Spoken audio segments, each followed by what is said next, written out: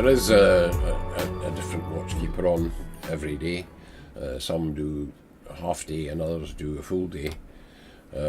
Roger, for example, who's been with us for 4 years and has an interest in technology, computer technology, radar and things of the sort, and we are able to pool resources from other watchkeepers who have different skills. I started in October 2008 and seen a few changes to the coastline here in that time. All watchkeepers are volunteers at these watches, and having a bit of knowledge about radio, etc. The aerials you will see on top of the watch in the main have either been bought by me or made by me, depending.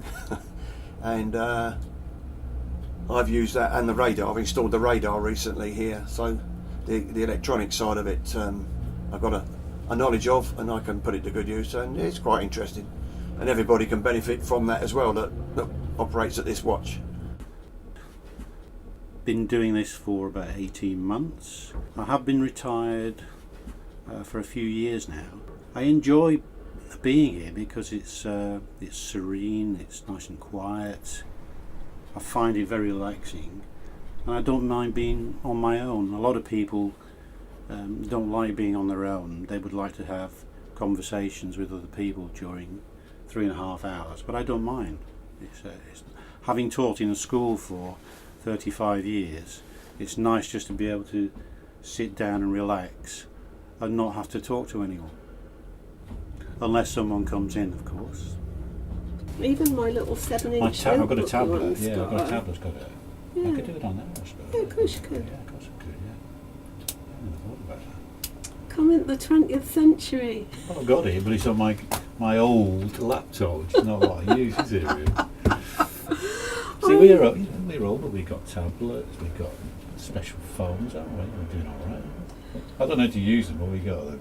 And the cliffs are dodgy, and of course if you're in your camper van you're going to cook your own food, so you're not going to use this cafe, and you're going to want to be over there because you're high up, so they're going to want to sit up there and look out the window while they eat their whatever, aren't they? Yeah. I'm off then, so have a good watch. Okay. And I'll see you next week. Yeah, I shall be here next week. Wow, the water's really high. My dad first went to sea when he was 13 as the kitchen mate on a sailing smack, and I'm very aware of how dangerous the sea is and just how interesting it is. So an opportunity to come up here every week and do nothing but watch boots is absolutely fantastic. I like to think when I'm on the beach that somebody's watching out for me if I needed help or if I was doing something that was dangerous. It's usually the smaller private craft which we're perhaps more concerned about. The larger cargo and tanker and dredger vessels at sea are pretty much well catered for because they are obviously bigger, can withstand a bit more of a buffeting.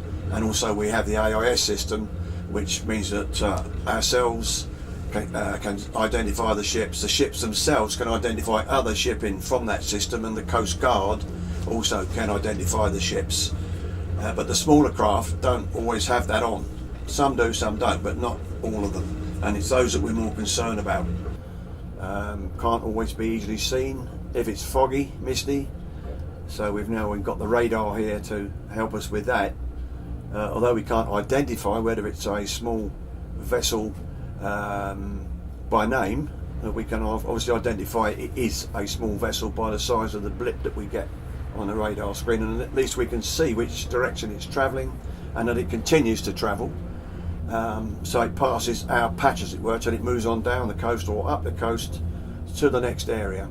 We've had an incident where a yacht was under normal sail travelling north, and unbeknown to the people on board, there was a tree trunk travelling south, and the yacht hit the tree trunk that held the yacht, and the yacht went down. There was 2 people on board and a young lad and a dog, I believe, and the inshore lifeboat was called, and the 2 adults and the boy were saved, but unfortunately the dog wasn't. It went down with the boat. The sea is very, very unforgiving, and generally when an incident takes place there isn't time available. It's very, very important that the issue is dealt with. We are in a situation where we have access to all the emergency services.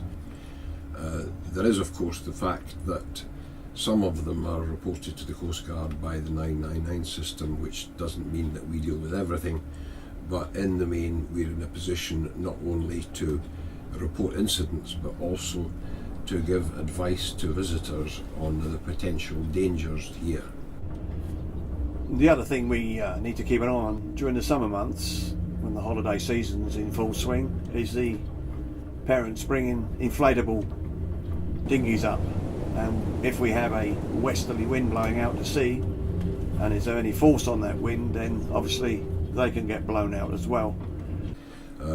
We're able to advise people, particularly when they are unloading an inflatable, that today we have an ebb tide and an offshore wind, and that if they're going to use the inflatable with the children in it, it's essential that they have a rope attached to it with an adult in attendance.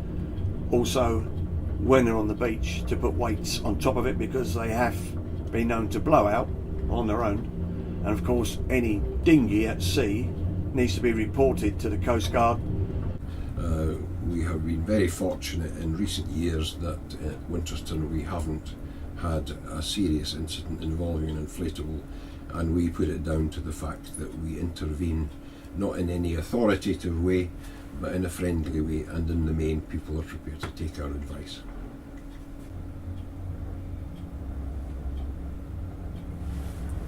One of the duties we have is to record all the vessel movements on the water. That includes the heavy duty marine traffic, work boats that are passing up to the wind farm and so on, fishing vessels, right down to leisure craft, cabin cruisers, and the yachting fraternity that are much in evidence in the summertime. If you look there, you'll see that's the coastline there, down there. This point here is Winterton, and the black line is our line of sight. That is the point at which we record vessels passing. This vessel that has just passed by is the Nordic Marianne. It's a tanker and it's heading for the Tyne Tees area. During the summer in particular, when there's lots of yachts of various shapes and sizes and other leisure craft, some of them become overdue. If, for example, a yacht was moving from, say, Harwich to Sheringham, then the yacht master has a responsibility to indicate to the Coastguard that he's intending to make that journey and the expected time of arrival at Sheringham. And because we have stations in Lowestoft, Yarmouth, here, Haysborough, and we go up as far as Sheringham, if the vessel failed to arrive at Sheringham, then it is then possible for the Coastguard to check back via the record sheets at all the stations to determine when and if it passed each station in sequence, so that this means that the search area, should that be necessary, becomes much more restricted than it might otherwise be. The majority of the bigger vessels these days have so much technical equipment on board that they very seldom get into difficulties, although we've had the occasional situation where one is run aground on sandbanks.